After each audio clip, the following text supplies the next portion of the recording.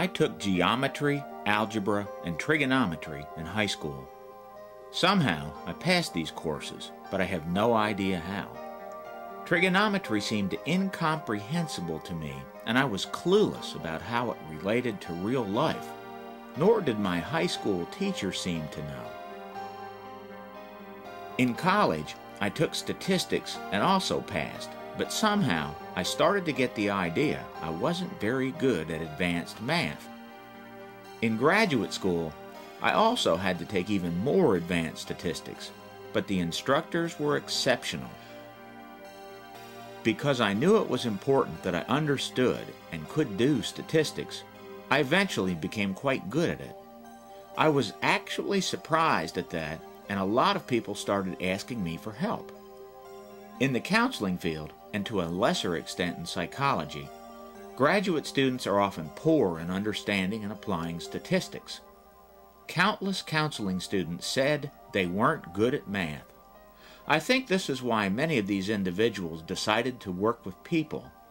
Many of these students did as little work as possible in statistics rather than focusing a total effort on mastering it.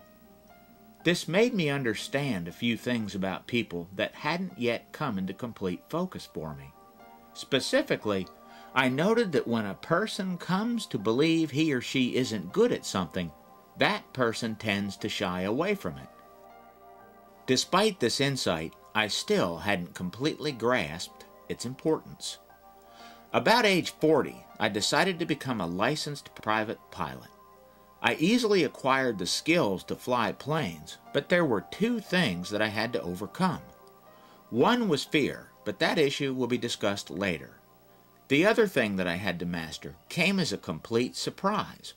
It was during pilot training ground school that I was again faced with trigonometry, a subject that I believed I could never master. Trigonometry is necessary in flying to calculate landing and takeoff slopes, and how much runway is needed, and a few other things. You also have to make a weight and balance calculation for all plane rides. If you've ever flown in a small plane and were shifted around in seats by the pilot before takeoff, the pilot was shifting the weight balance of the plane. Once I understood the importance of trigonometry in flying, and that I had to actually understand it to get a license, I applied myself to it. Within a few weeks, I became good at it. It seemed quite difficult at first, but suddenly it became easy. What's the relevance of this? First, remember that I stated that people seem to shy away from things they think they aren't good at. I believed I wasn't good at advanced math, and I couldn't understand its relevance. But when it became relevant, I knew that I had no other choice if I was going to get a pilot's license. And this decision was similar to the way the chess master always decided on the best move. Second, it was necessary to set aside all the competing distractions around me when I decided I had to learn trigonometry. I can think of quite a few things I'd rather do than a trigonometry computation. But a key thing happened when I got to know other pilots. I realized that all of them could do trigonometry. Without saying much more about this, I came to understand that I could learn trigonometry too. I just had never had the right motivation or the interest. In a prior section, we discussed how it isn't possible to be anything you want to be. My personal example was to be a Major League Baseball pitcher. You can explain why this wasn't possible for me any way you wish. It wasn't in the cards, wasn't meant to be. I wasn't that good. I was genetically limited in that area. As to the idea of genetic limits, All you have to do is remember the inmate I described as schizophrenic and mentally retarded. He didn't cause himself to be in that condition. He was born with it in his genes. The vast majority of your raw intelligence comes from genetics. Genetics also has a profound influence on many other aspects of our personality, interests, and physical characteristics. But you make choices in how these genetic potentials take form. For example, people choose to develop their brain or let it sort of shrink away. Another genetic example would be a man who is 5 feet tall, whose life desire is to be a professional basketball star. That'll be difficult for a man only 5 feet tall. Not impossible, but close to impossible. You were born with predetermined limits as well as potentials and interests. And the genetic predispositions that have been uncovered in the past 2 decades are astounding. The chances of being an addict, a criminal, a musician, a spiritual person, an animal lover, shy or outgoing, emotional or rational, are all partly determined by genetics.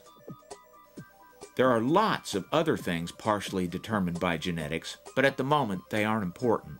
It's only important that you understand you were born with certain potentials. Your background, your environment, plays a role in the development of genetic potentials, and you choose how these are used, as well as if they are ever used at all. As mentioned earlier, unhappiness is related to defying one's purpose, our genetically predetermined leanings, abilities, and interests. And as it was defined earlier, happiness comes from doing the right thing for you as an individual in the right way. If you are unhappy in your job, there are really 2 big things to ask yourself. The first thing you have to ask is, am I really doing the best I can do? The second question is this job really my purpose in this time and this place? Both of these questions have yes or no answers, but before we try to answer them, there are 2 other aspects to this that need mentioning. First, you have to realize that every individual in this world sees the world in a unique way. Every person's perception of reality is unique. This means that no one else can tell you exactly what the right thing for you as an individual is, nor can you tell anyone else. Advice can be given, but each individual has to choose based on a unique reality.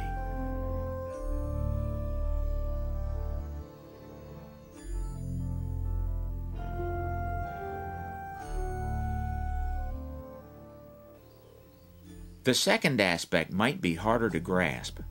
I'll start it by simply saying that every job I ever had was temporary. I worked in one specific prison for 16 years, taught in several colleges and universities for 6 to 7 years, worked in other prisons, treatment centers, and in a private practice for more than 20 years. I also worked as a soda jerk, a dishwasher, at a newspaper for 5 years, and in a steel fabricating plant. They were all temporary. What I'm doing now is temporary. In my father's era, it was typical that a person had a career job, but those days have long passed. Today, people change career paths frequently. There are lots of reasons for this, but one reason is accelerating technology. Not so long ago, the people who made buggy whips and wagon wheels felt safe in their jobs. In the 1940s and 50s, the people who worked in automobile factories felt safe. I recall a cousin who went into computer repair when it first started in the 1960s.